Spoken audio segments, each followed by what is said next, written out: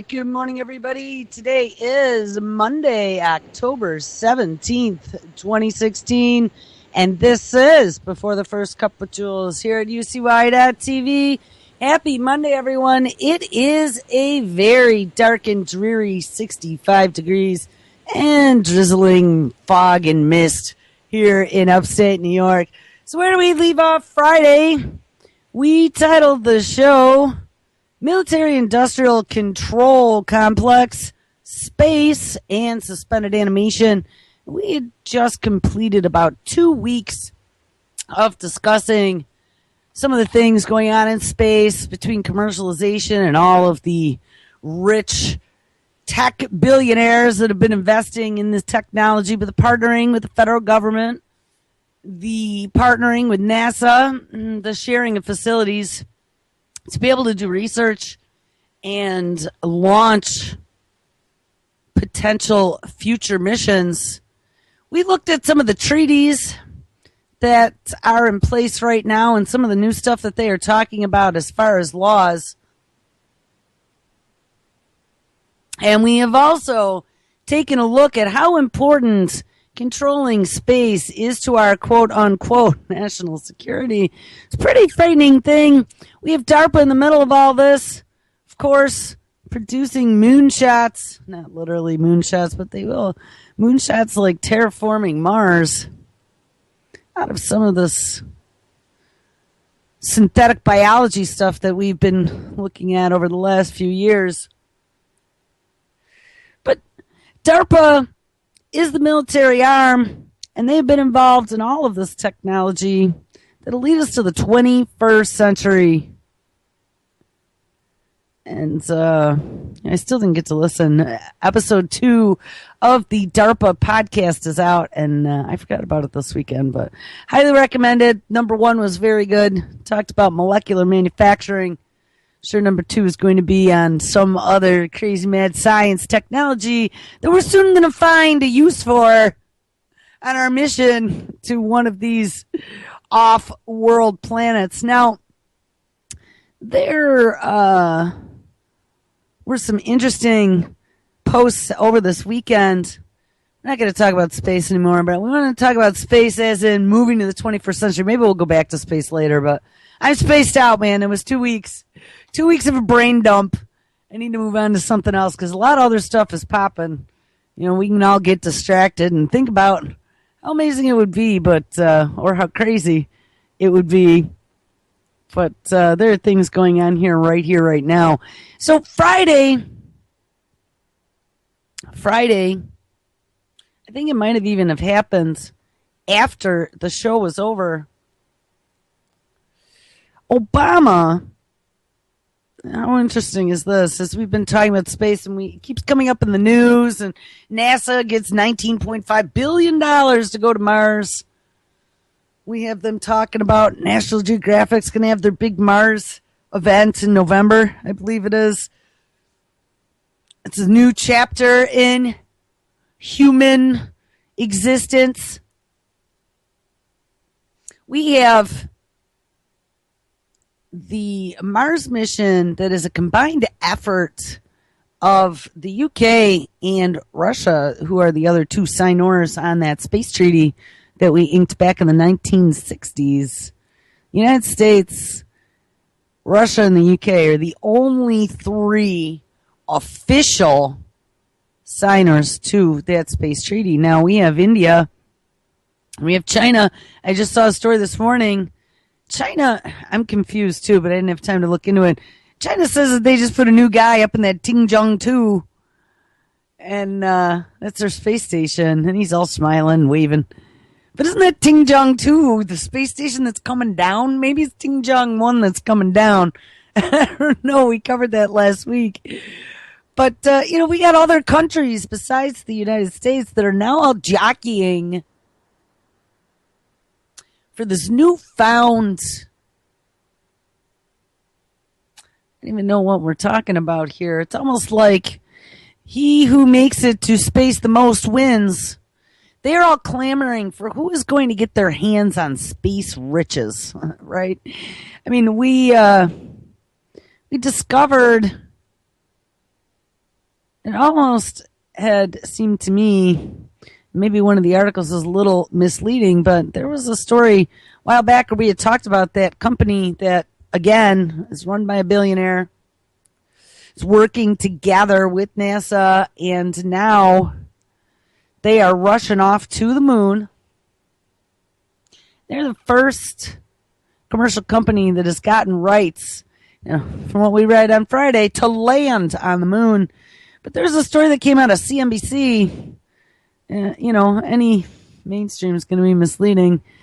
I always pick it apart, but I know where I got the impression that they had the rights to mine the moon, because the title of the story is Billionaire Teams Up with NASA to Mine the Moon. So I guess shame on me for assuming that they had the rights to mine the moon, because we found out on Friday they didn't yet have the rights to mine the moon. They have the rights to land on the moon, and then they will need to apply for future licenses to move around on the moon, to send a message from the moon. Remember, we read that too? Of course, then to mine the moon, to build civilizations on the moon, and to even bring back any resources from the moon. So those are all on a case-by-case basis. But one of the things that we talked about as well is how the moon and Mars have been scanned. And they know, we were looking at those molecular scanners, those millimeter wave things they're using here, where they could tell down to an atom of what you had for breakfast when you go through the airport to get scanned, is you have it sitting on your lip. They can find any type of residue on your fingers and hairspray in your hair, I guess. Well, they can do that with planets as well. And don't think that any of the space push is about moving us to the final frontier. Okay, they're making this a big deal that humanity's next step is to become a multi-planetary species. Like, how weird that we've been seeing that phrase now here, there, and everywhere. It's coming out in different stories.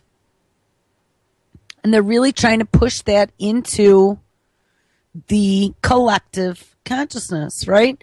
That's why entertainment is so important in all of this. National Geographic doing the first brain implant live on TV that DARPA have been working on was to normalize that stuff. Now, I saw a story over the weekend, maybe it was even Friday. DARPA was all excited because they not only have a new brain implant,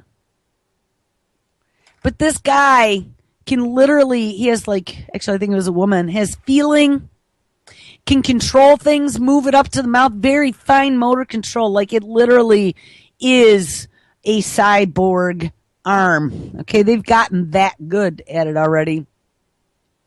But, they're all excited over this new technology. Well, this going to planetary bodies now with another DARPA technology. We're looking at that X-37 space plane we found out from a couple different sources that, that's part of this whole space war industrial complex.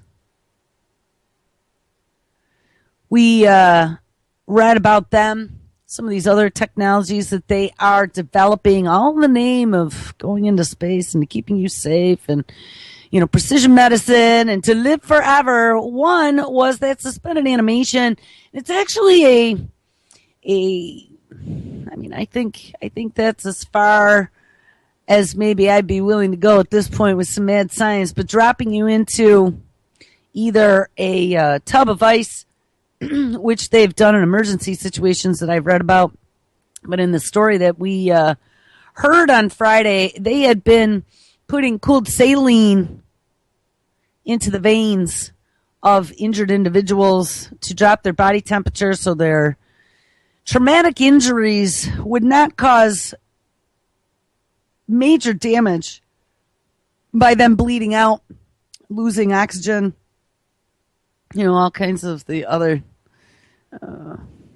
vital signs that would cause you to snuff it pretty quickly with a traumatic injury, whether it be in the head or the neck or gunshot wound. We heard there were a couple of them, and double-edged sword. So yeah, that's had great success in the emergency rooms. Gabby Giffords, we talked about.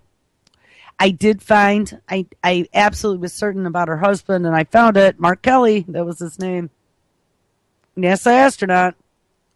She got that treatment, I am certain, because of Mark Kelly. And that surgeon that had worked on her in Tucson, I found a story on Friday when I was doing the notes. He is leaving the hospital. He just announced that he's leaving. So it's interesting. I don't know if it said where he was going, but it would be kind of neat to find out where. Maybe he's going to work for one of the tech billionaires. Anyway,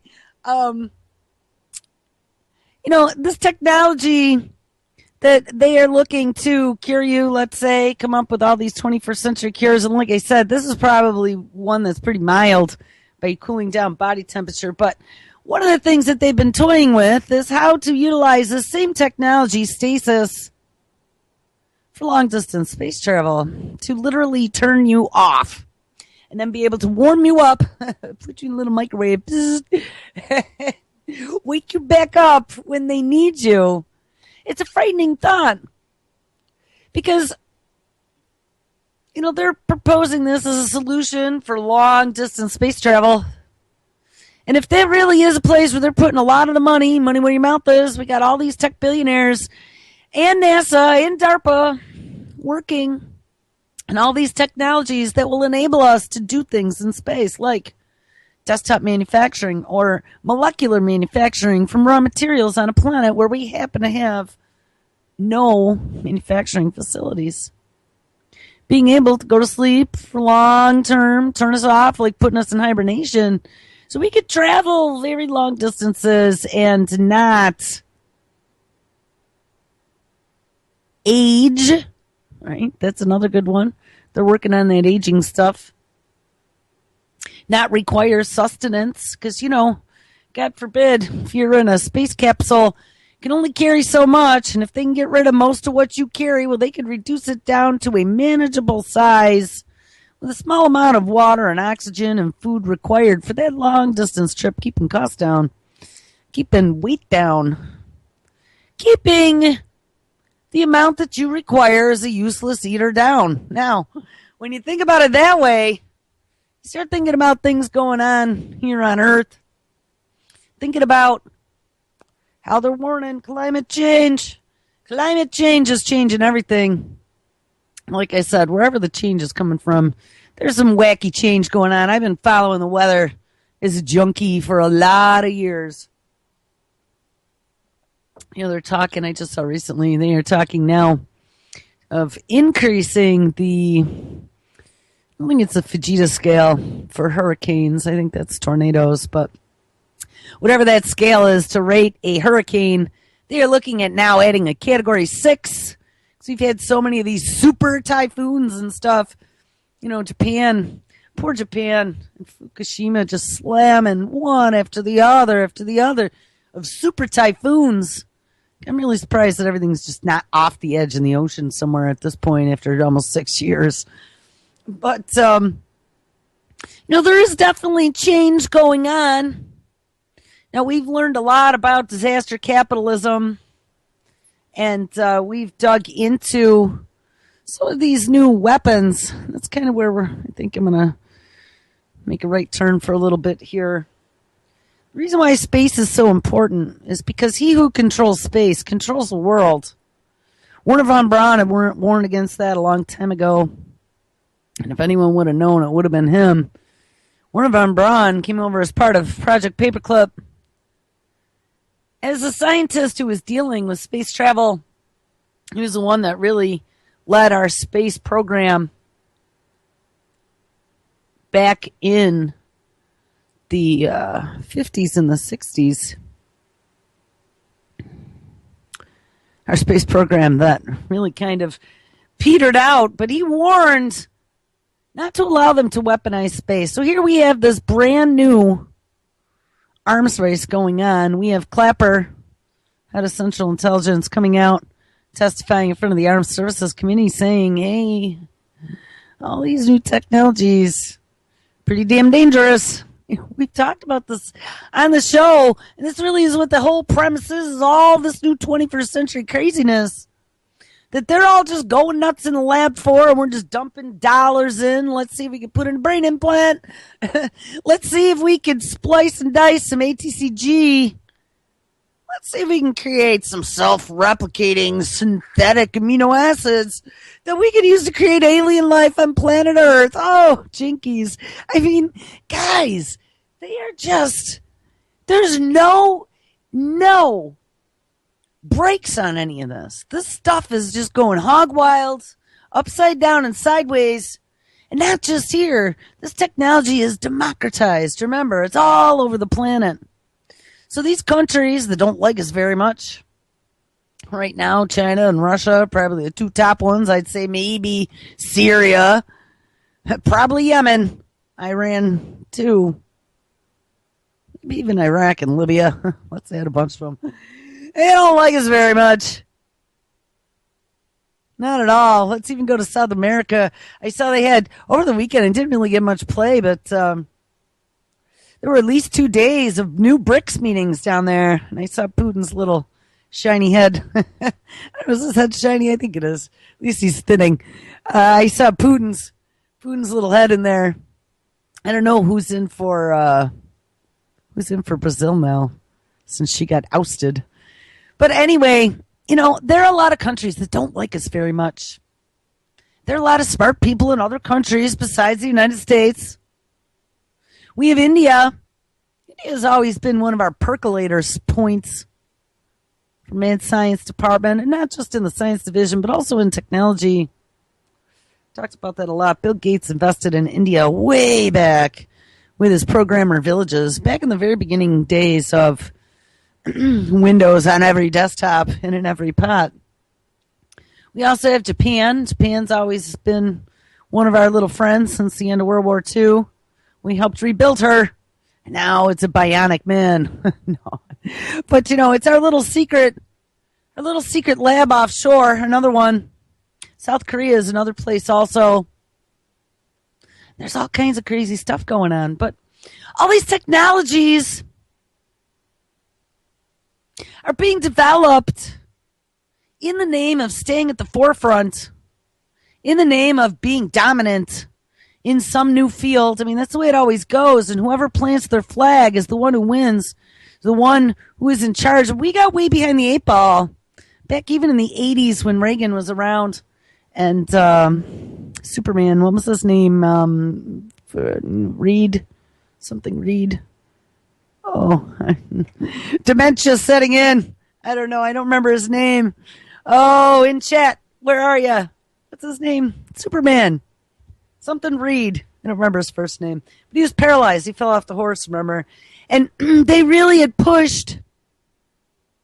He and his wife were advocates, and they pushed for stem cell research. And it was banned in this country. I remember Reagan was very staunch in his ethics. And back in those days, stem cells were only done with aborted fetal tissue. And remember, we looked at a lot of that, and now we don't really have to worry about it. You can make little mini brain balls off the skin on your hand, little chemical reaction. Thank you, Lone. You win the Cupid doll. Christopher Reeves. Yeah, not Reed. Reeves. Maddie Clues, thank you too.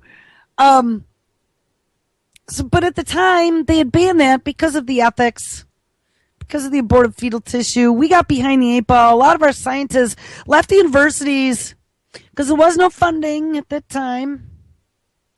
At least not in the United States. There was no research going on, and that was the leading edge of medicine. Well, a lot of those scientists went to other countries. Other countries that didn't have a ban on stem cell research like we had here. One thing I find interesting, if we back up for 1 second to that aborted fetal tissue and Reagan standing up against it, I will guarantee you, I think it was the MMR, one of those childhood vaccines has aborted fetal tissue in it. And that germline goes way back. I mean, that isn't even something recent. So, wonder if Reagan knew that back at the time. as he was allowing children to get that injected into them. I don't know if that was, it must have been out in the 80s. I don't know. I'd have to look at that. I have a study out of Stanford on that vaccine from a scientist who is also very anti-abortion. And so she went at looking at the DNA of that actual vaccine with the aborted fetal tissue in it and has a big publication on that. So, you know what? Somebody remind me, because I might do that tonight. I'd like to look into that. But one of the other interesting things, too, and I'm rambling, it's Monday, but so what? We're setting the stage for another couple weeks here. One of the other things about Reagan, about him banning stem cell research and treatment development, is that in the end, he really did come down with a bad case of dementia. When he died, he really didn't have any clue as to who anybody was, or, you know, I mean, it was a pretty horrifying disease. It steals everything from you. It steals all your memories and takes it all away, so it doesn't mean anything to you anymore at the end. And treatments with stem cells potentially could have cured him. You know, now they're messing around with a lot of the brain research and looking at stem cells and regrowing neurons and all kinds of stuff. Again, more DARPA research, more 21st century precision medicine. But all of this stuff leads back to one thing: technologies that they can use on other heavenly bodies. Call me crazy, but I'm not. You know, they talked about the Star Trek doctor in your blood, because we're not going to have doctors on Mars. We're not going to have factories on Mars. We're not even going to have the ability to go out and buy a roll of toilet paper on Mars. I just saw, too, speaking of that, some ad that was advertising to me the other day about some new 21st century way to go to the bathroom and get all clean. I was like, man, there's just nothing with sanctity.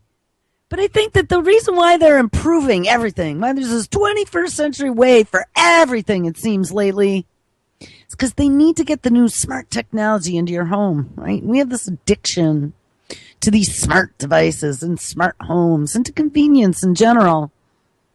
So, hey, you don't even have to wipe yourself anymore. Get this new 21st century smart toilet. Your doctor could keep up with your daily biostats and make sure you're running just fine, and you'll get a $300 a month discount on your health insurance. We'll take care of you. We got this little water jet. I don't know. And it smells like lavender. I mean, just get out of my space, man. You know, when I look at the self-driving car, like I always told you guys, that would be my last bastion of freedom, is if they ever took that away. And they're working really hard on that. They've gotten into every invasive part of our lives, even to get more invasive. I saw the other day, there's a news story about they could turn anything, literally anything, into a computer interface now, including water. And maybe we'll look at that tomorrow. But back to the space thing. So a lot of these technologies, a lot of this DARPA-esque stuff and all these crazy mad science splicing and dicing, zipping and zapping, connectivity, wireless and ubiquitous everywhere, monitoring, bagging, tagging, getting off this rock, utilizing less of a carbon footprint. Remember, that's really kind of the new mantra. 21st century, almost going to be Star Trek at some point in the future, is all about, at least at this present time, becoming dominant in these sciences. So anyway, we got behind in stem cell research, and we are playing catch up now. And I think that that's one of the reasons why it's no holds barred, why ethics is out a window, why nobody gives a shit, why everybody is racing for funding and getting published. We are behind the eight ball. And there are countries out there that are way ahead of us on a lot of this technology. So it's all balls out now. So after the show on Friday, somebody dropped in chat another news headline about space. Like it's almost every day. Remember, this is the new excuse to be blowing cash like there is no tomorrow on this stuff to make ourselves the new leaders in this new race war for 21st century technologies. Executive order out of whitehouse.gov, October 13th, 2016. So this must have actually been, what day was the 13th? It was Thursday. So this was Thursday afternoon. Executive order coordinating effort to prepare the nation for space weather events. Now, I know that they've been having meetings about that for a while, and I was actually really surprised about that because we've been talking about the Carrington event and EMPs, and they have EMP weapons and things of that nature. Excuse me. And how dangerous it would be, especially since everything is so interconnected now. If we had a big Carrington event, we would be so damn screwed. And digging into this, this is when I first really kind of got into this alternative stuff. I really was digging into the Carrington event and what that would actually mean for us technologically. We would be so screwed. I think that I had read the big transformers that could potentially be blown out, which are like the main interchanges between the different sections of the grid, could take potentially 5 to 8 years to get a new one. There's only a couple spares laying around. It's not like, these are multi-million dollar pieces of equipment. They don't keep a lot of spares laying around. And if all of our manufacturing was completely out of window because there was no electricity and we couldn't get gasoline because all the pumps are off, couldn't get money, couldn't get anything, and didn't have communications long distance, it would be very, very difficult without our current infrastructure to be able to recover on a grand scale from some sort of space-esque type event, especially one that would affect our communication infrastructure.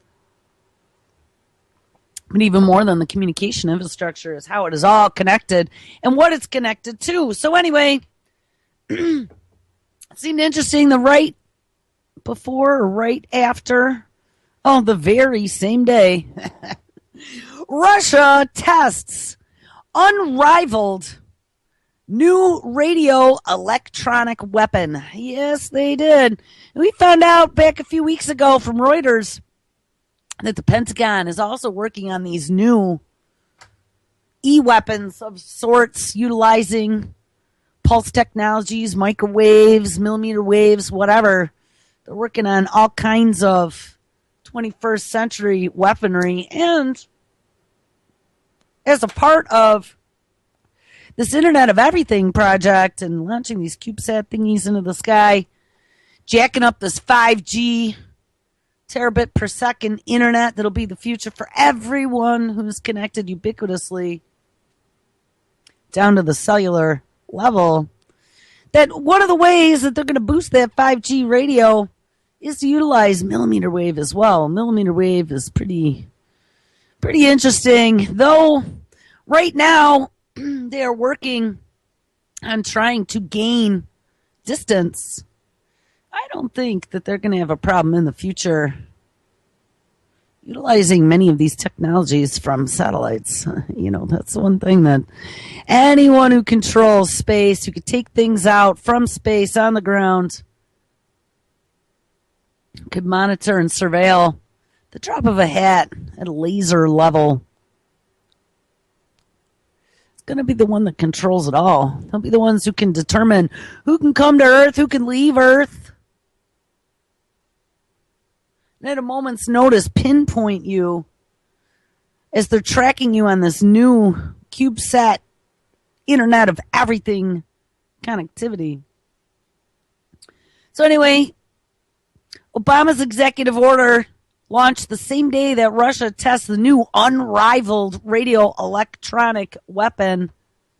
Executive order coordinating efforts to prepare the nation for, wink, space weather events. Can they make it sound any more innocuous? By the authority invested in me as president by the Constitution and laws of the United States of America, and to prepare the nation for space weather events. It is hereby ordered as follows. Section 1, policy. Space weather events in the form of solar flares, solar energetic particles, and geomagnetic disturbances. Now, and what I can't even get over is we were just talking about CERN potentially being the ones who are working on developing the radiation shield for us to get off this rock that apparently we must not have had before to get to the moon. Utilizing technology garnered from CERN to create an artificial magnetosphere. Also found out that we are having trouble with our magnetosphere on this planet from way back.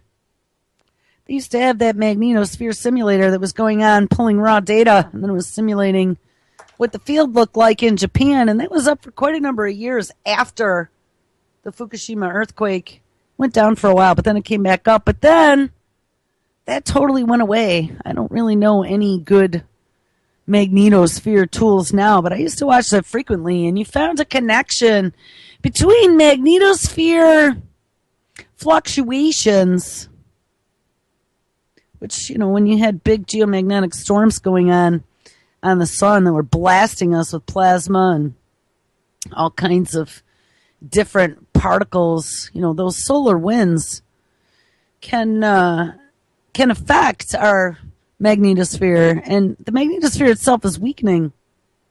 And scientists have been saying that for quite a while now. So interesting that we're talking about geomagnetic disturbances. We know that there's this weakening going on. We know that CERN is working on technologies to make artificial magnetospheres, of course, all for the space program.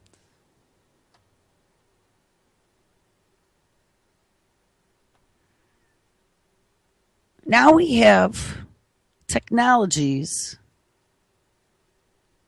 that we might be able to utilize as a protection against heavenly bodies that we've never had control over before. Now, we also know that as a part of this X-37 program and HARP and the Manhattan Project and some of the geoengineering projects. And I mean, it's not a conspiracy. You know, you can think whatever you will now. I can tell you I've seen the checkerboards, and I don't ever remember those.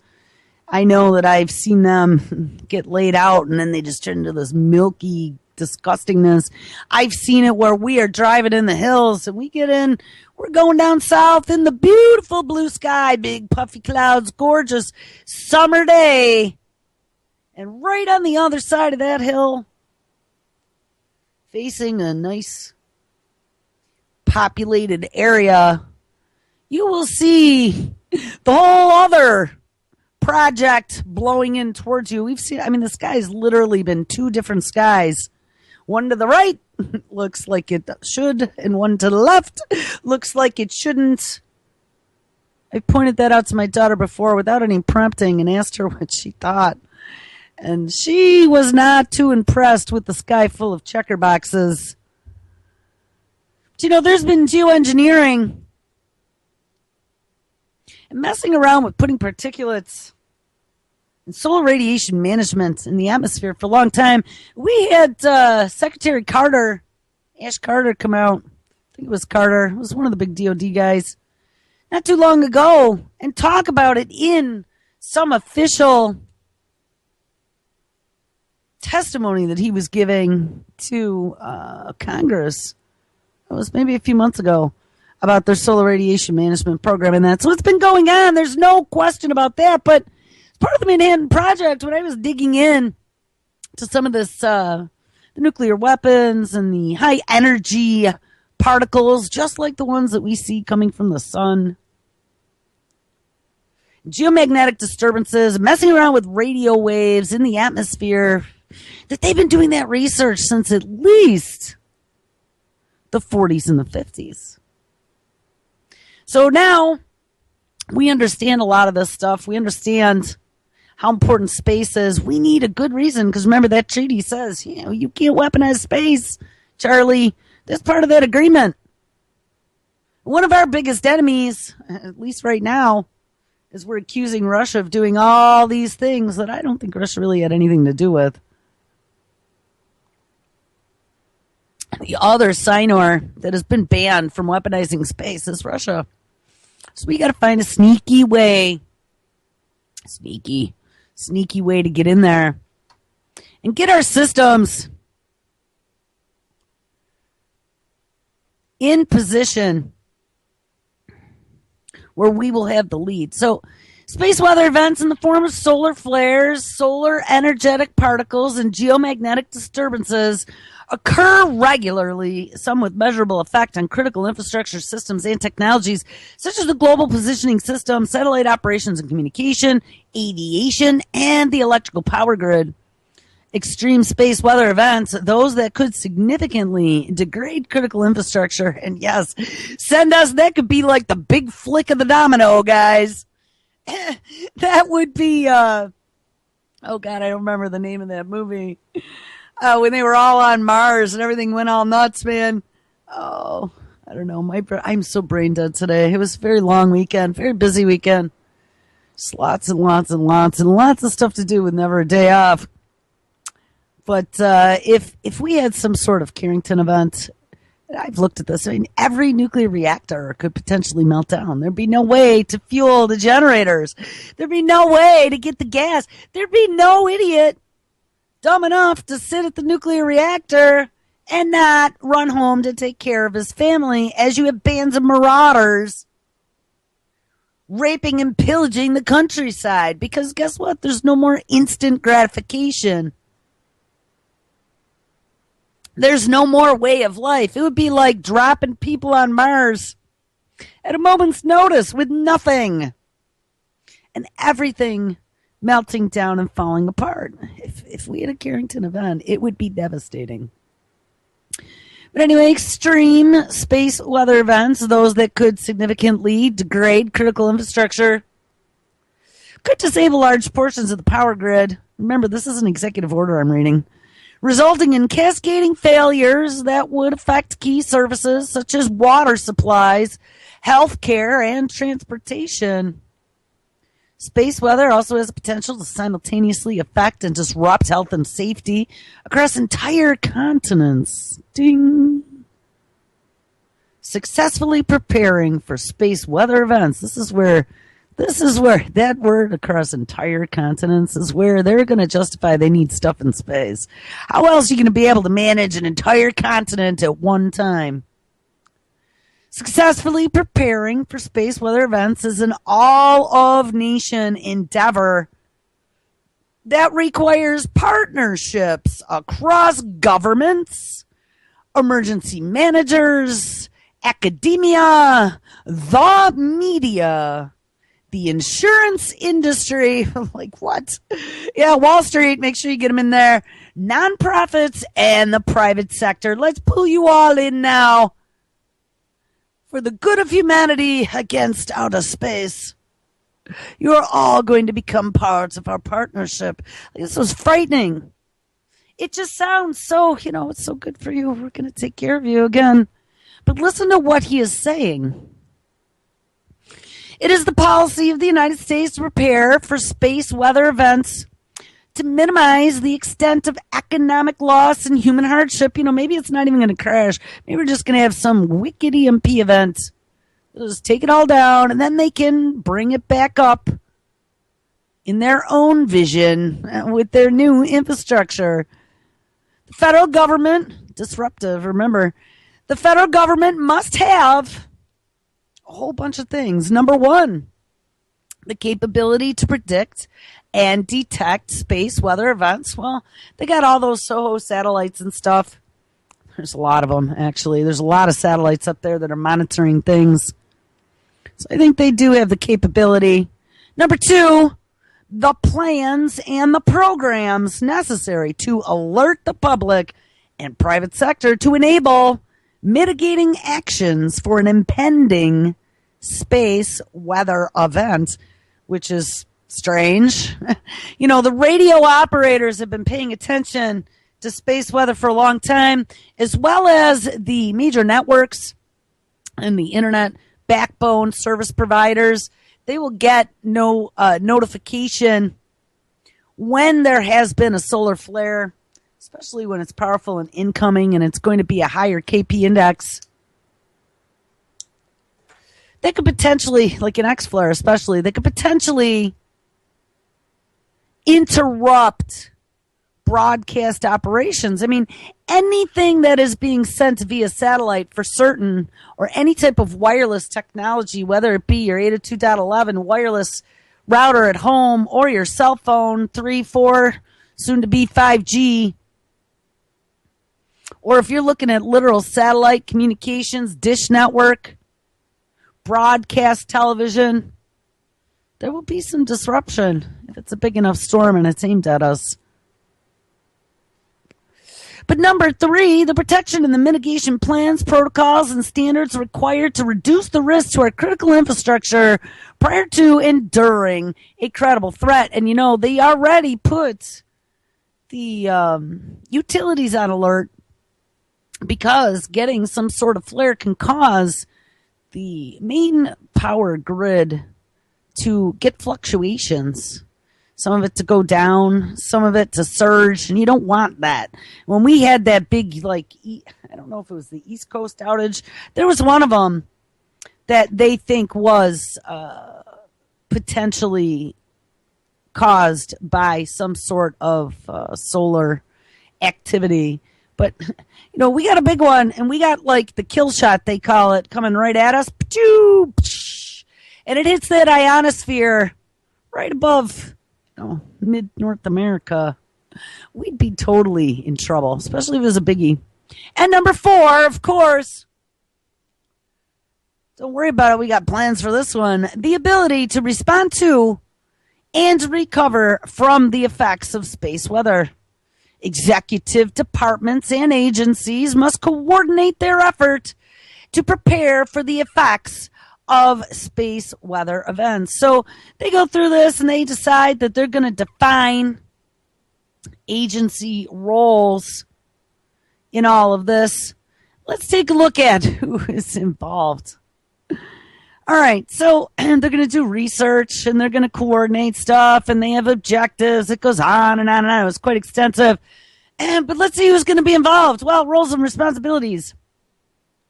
To the extent permitted by law, this is the giveaway, the agencies below shall adopt the following roles and responsibilities, which are key to ensuring enhanced space weather forecasting, situational awareness, which always is used in the name of war, space weather preparedness, and continuous federal government operations during and after space weather events.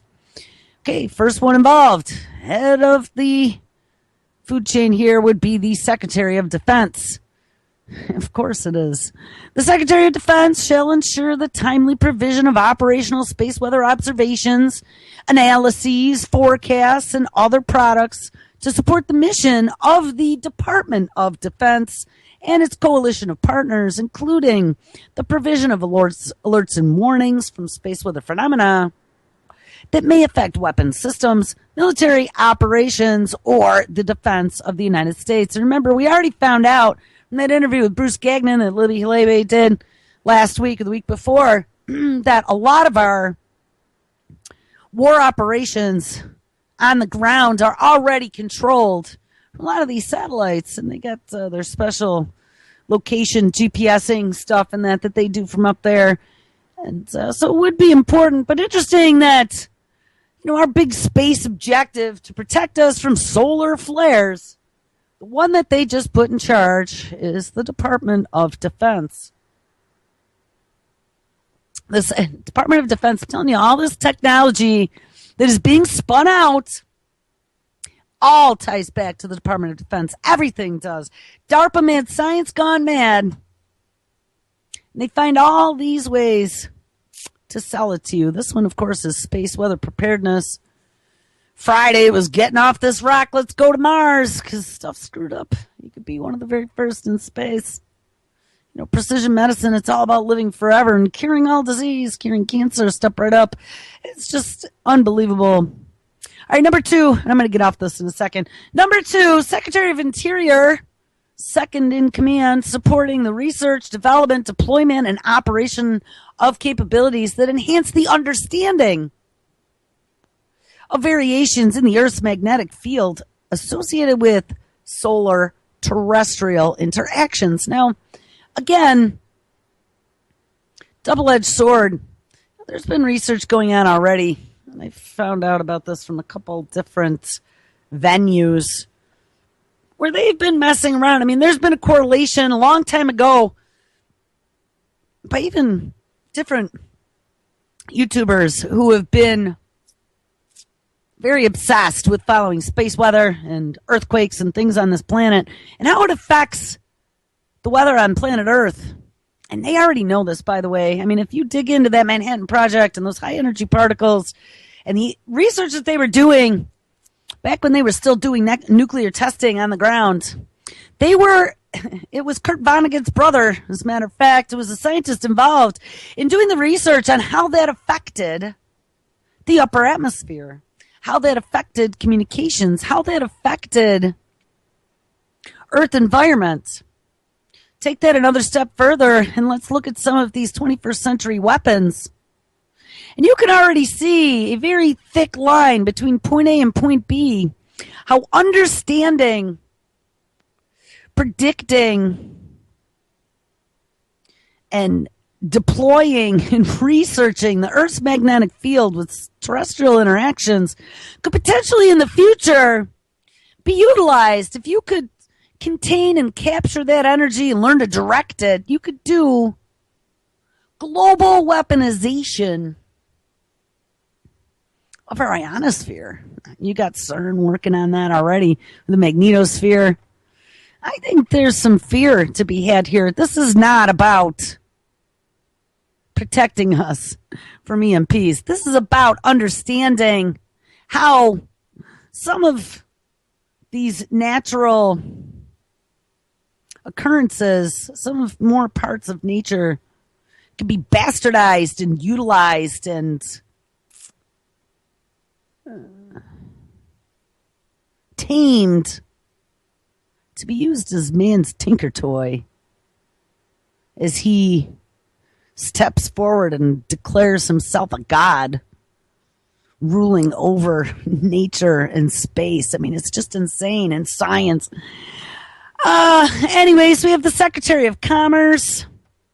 They're going to provide timely and accurate operational space weather forecast watches, warnings, alerts, and real-time space weather monitoring for government, civilian, commercial, sectors exclusive of the responsibilities of the Secretary of Defense. Secretary of Energy is involved as well, facilitating the protection and restoration of the reliability of the electrical power grid during a potential declared grid security emergency. Department of Homeland Security.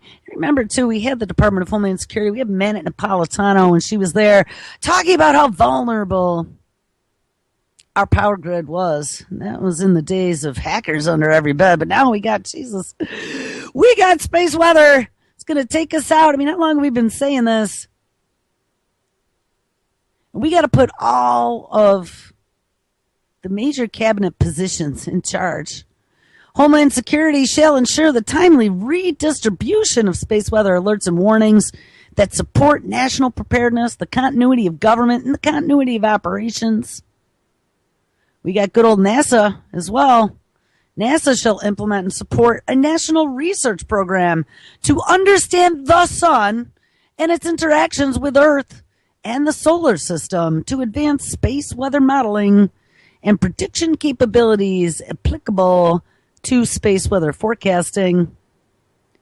Also develop and operate space weather related research missions, instrument capabilities and models, and support the transition of space weather models and technology from research to operations, and then back from operations to research.